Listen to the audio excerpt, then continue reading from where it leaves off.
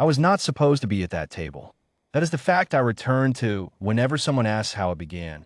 Not the clause, not the fleet, not the silence that followed Celia Marsh's single sentence in that vaulted stone chamber. The fact I return to is the smaller, almost embarrassing one. I was the aide, the backup. I was in that room because our actual ambassador, David Orrell, had been delayed 3 hours by customs hold at the conclave's own transit gate, and someone had to occupy his chair so the sanctified assembly of the Varek Conclave would not claim that Earth had failed to attend. I had attended the conclave sessions before. Junior aides are permitted in the gallery, and I had sat in that gallery through 2 treaty review cycles and 1 formal censure proceeding, always behind the low brass rail, always in the observer rows. I knew the chamber, the long nave of dark basalt, the curved dais where the archprelates sat in their tiered benches like a choir above a cathedral floor, the smell of the incense they burned before every formal session, something between pine resin and iron filings. I knew the protocol. The conclave opened with a recitation of the Varek Articles of Celestial Order, which took 11 minutes, during which no one was permitted to move. I knew the 2 clerks who managed the speaker's scroll. I knew which archprelate fell asleep during the recitation and which one watched the human delegation with the particular flat attention of a man who has decided something and is waiting to announce it. That last one was Archprelate Savendrell. I had noted him in my reports twice. He had never looked at me directly because I had always been in the gallery. That morning, I was at the table.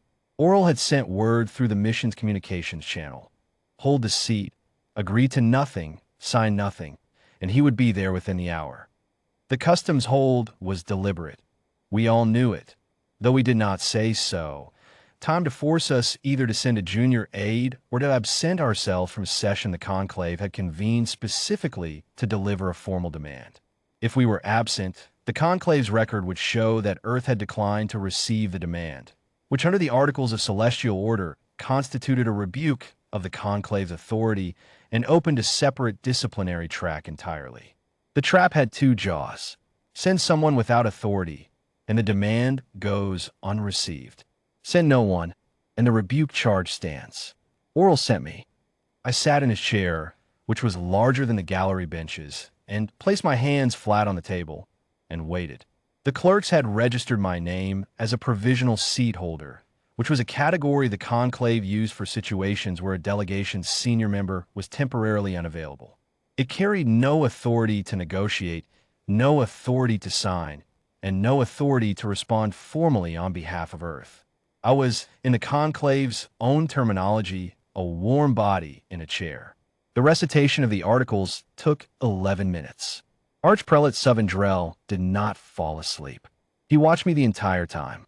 When the recitation ended, the senior clerk unrolled the speaker's scroll and announced that the sanctified assembly had convened to present Earth's diplomatic mission with a formal demand of sacred accountability, which was the Varek Conclave's specific instrument for requiring a public, recorded, unqualified apology from a foreign entity for conduct the conclave had adjudicated as an offense against the celestial order.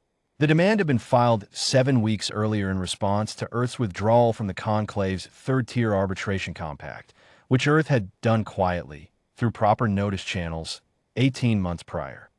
The conclave had taken 17 months to respond to the notice. The demand was their response. The demand itself was 3 pages. A clerk read all 3 of them aloud. It named specific dates. It named specific Earth officials by their Varek transliterations. It described the withdrawal as an act of contempt toward the celestial order, a deliberate injury to the Assembly's sacred jurisdiction over interstellar disputes, and a violation of the original compact's spirit, if not its letter. The remedy the conclave demanded was a public session, attended by Earth's senior ambassador, at which that ambassador would read into the Assembly's permanent record a full and unqualified acknowledgement of Earth's error and an expression of regret for the harm caused to the conclave's institutional dignity. Then the clerk looked at me and asked whether Earth's representative received the demand. I had been given one instruction: agree to nothing, sign nothing. The clerk held out the receipt scroll. It was a formality, a physical document confirming that the demand had been delivered to Earth's present representative and that Earth's present representative had acknowledged receipt. It was not an agreement to comply. It was not an acceptance of the demand's terms. It was, on its face, nothing more than a signature confirming that the paper had arrived. I signed it. The clerk retreated. Archprelate Savendrel sat back in his bench with the particular expression of a man who has just seen a small obstacle cleared from his path. The conclave, by its own procedures, would now begin the formal calendar process. Earth had 30 days to comply with the demand, after which the assembly would convene to determine consequences. He was still settling into that expression when I spoke. I said, "The receipt is logged. For the assembly's information, the receipt signature on a demand of sacred accountability, under Article 41 of the Celestial Order, constitutes formal recognition of the signatory as Earth's authorized interlocutor of record for this matter. I am, as of this moment, that interlocutor. Earth declines the demand. That declination is now entered into the Assembly's permanent record by an authorized signatory. Under Article 41, subsection 9, a declined demand closes the demand track and prohibits refiling on the same matter for a period of 12 standard years. Earth considers this matter concluded." I stood, gathered my folio, and walked out. I did not look back at Drell. I did not need to. I had read Article 41 twice the night before, after Oral told me I would be sitting in his chair. I had read it because Oral told me to read it. He had underlined subsection 9 in the margin of the mission's treaty commentary with a single pencil stroke, and next to it he had written, "If they serve the demand on a provisional seat holder, the seat holder's receipt signature triggers interlocutor status automatically." They wrote the rule. Asked them why. I found out later that Archprelate Savendrel had been the primary drafter of Article 41, written into the Articles 11 years earlier specifically to prevent foreign delegations from using procedural absence to delay receipt of demands indefinitely. His intent had been to ensure that whoever was in the chair, senior ambassador or provisional placeholder, could be legally bound to receive the conclave's instruments. He had wanted no gaps, no delays, no excuses. He had not considered, apparently, that the same provision binding the seat holder to receive the demand would also confer on that seat holder full interlocutor status the moment the receipt was signed. He had written the mechanism that made the receiving signature legally sufficient. He had written the 12-year refiling prohibition. He had written the rule that a declined demand, once entered by an authorized interlocutor, was closed. He had built a trap with one jaw too many, and the extra jaw was his own. The customs hold on Oral's transit clearance was released 40 minutes after I left the chamber. He arrived at the mission house to find me at the table in the conference room with the mission's treaty commentary open and a cup of cold tea in front of me. He sat down across from me, and I told him what had happened, in order, without editorializing. He was quiet for a long moment. Then he said, "Drell drafted that article." "I know," I said. He picked up the treaty commentary and looked at the underlined passage, and then he set it down again. Outside the window, the conclave's towers were visible against the pale sky of that world, the carved stone catching the afternoon light the way old institutional things do, as if they have always been there and always will be. "They'll argue interlocutor status," he said.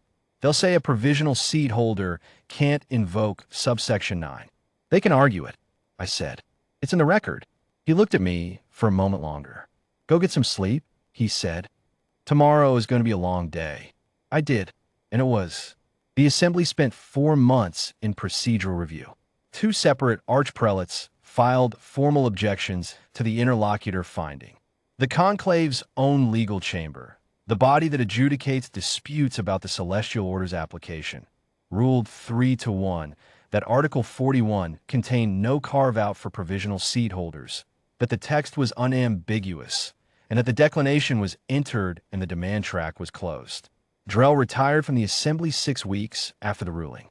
I was told, through a third party, that he had drafted a lengthy internal memorandum on the deficiencies of the subsection 9 language. I was not shown the memorandum. I have thought sometimes about what that chamber felt like in the 4 or 5 seconds after I spoke, before anyone moved, before the clerks looked at each other, before Drell's expression shifted from settled satisfaction to something I did not have a word for then, and still do not have a precise one for now.